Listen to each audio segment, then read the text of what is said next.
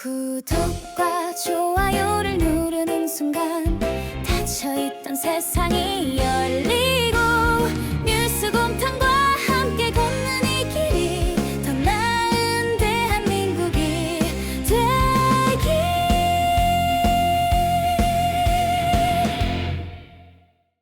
주문. 피고인을 징역 5년에 처한다. 이 사건 공소사실 중 허위 작성 공문서 행사의 점 및 허위 공보 관련 직권남용 권리 행사 방해의 점은 각 무죄.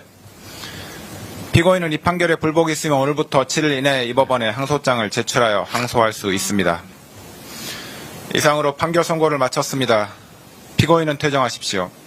너무 열심히 들었는데. 나 이걸 초범이라니. 한 시간 메모를 이걸 내가 지금 빽빽하게 마지막에 결국은 후회합니다 정말. 받은 다음 12월 7일 피고인에게 보고를 하였습니다. 주문. 피고인을 징역 5년에 처한다. 이 사건 공소사실 중 허위 공문서 피고인은 이 판결에 불복이 있으면 오늘부터 7일 이내에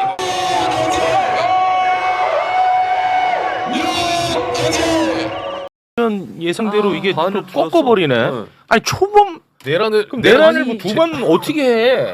아니 뭡니까 이거 막판에?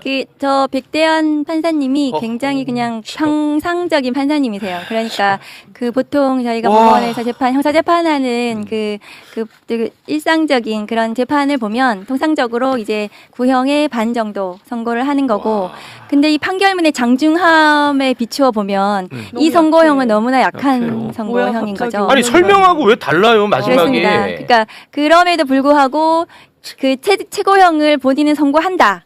이런 취지인데 이 선고형은 국민 법감정에 너무나 맞지 않는 형이죠. 특검이 저는 항소해야 된다고 생각합니다. 물론 무죄 부분에 대해서도 항소해야 되는 거고요. 예. 초범.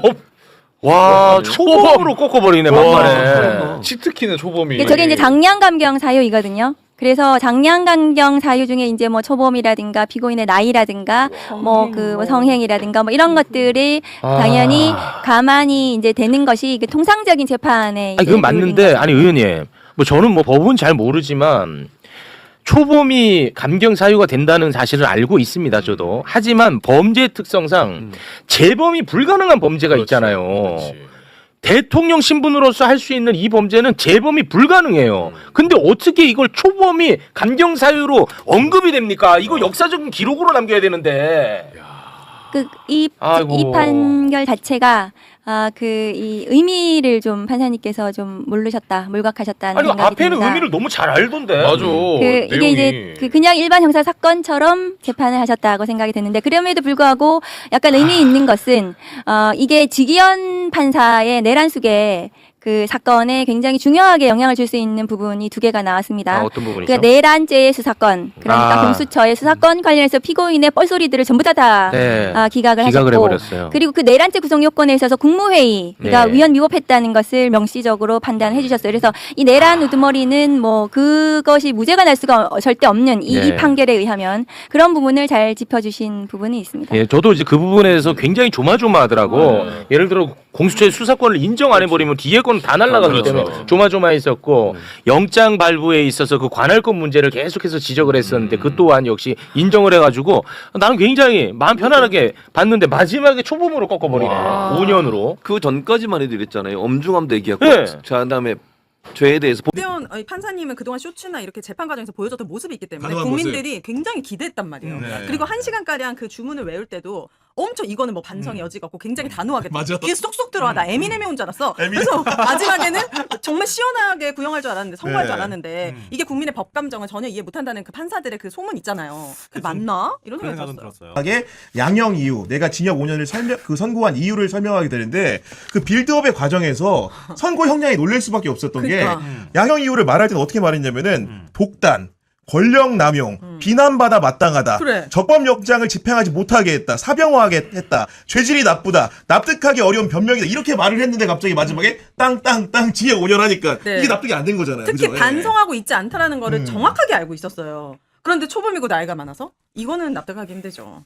그러니까 사실은 열거한 사유들이 다 기본형의 범주가 있고, 예를 들면 특수공무집행 방해 같은 경우에는 징역 1년부터 6년까지의 구간이 있는데 여기에 가중 사유들이 많기 때문에 6년보다 더 받을 수 있지 않을까 했는데, 감경 사유가 그 쉽게 가중 사유를 뭔가 좀 벗어나는 그런 식의 액션이 아닌 이상은 이런 선고 형량이 나올 수가 없잖아요. 저는 사실 상징적으로 특검이 오늘 안에 항소해야 된다 생각합니다. 참지 못하겠다. 아. 그냥 무조건 항소. 그러니까 이걸 숙고하는 모습조차 보이면 안 돼요. 이건 할까요, 항소를? 윤석열 측은 벌써 했어요. 할까요? 아, 그래요. 네, 바로 해야죠. 이런 거는 특검 사실 측도 특검 측도 무죄 부분에 대해서는 다툴 여지가 좀 있다고 생각합니다. 무죄 부분도 네. 저는 유죄가 나올 수 있는 부분이 있다고 생각해서 그 부분뿐만 아니라, 그러니까 일단 항소 이유는 나중에 내더라도 항소는 당일에 해야 됩니다. 이거는 바로 그 결의를 보여야 해요. 근데 형량은 이렇게 선고가 됐지만 백대현 부장판사가 오늘 선고한 윤석열에 대한 판결이 의미가 없는 것은 절대 아닙니다. 향후에 지기현이 선고할 내란 우두머리 재판에서 여러 가지 제약 사항이 될 수 있는 판결 결과들을 설치했기 때문에 이게 지기현을 유죄로 인도하는 길이 될 수가 있겠죠. 네, 맞습니다. 구독 좀 챙겨주이소. 지난해 1월 15일 체포 직전의 대국민 담화입니다.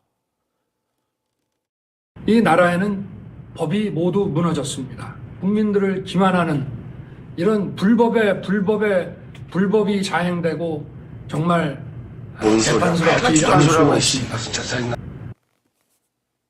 공수처는 내란 수사권이 없다. 서부지법은 관할이 아니다. 따라서 불법 수사, 불법 체포라는 논리였습니다. 논란을 그대로 두면 재심 사유가 될 수도 있다. 지난해 3월 7일 글을 풀어준 지기현 재판부. 공수처의 내란 수사권에 대해 논란이라고 했습니다. 이를 발판 삼아 아스팔트 위에선 윤 어게인을 선동하기도 했습니다.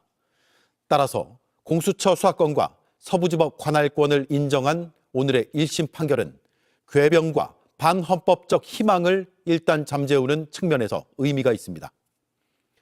그런데 일반적으로 형을 깎아줄 때 말하는 초범을 그의 형량에 참작했다는 대목에선 고개가 갸웃했다는 목소리가 나옵니다.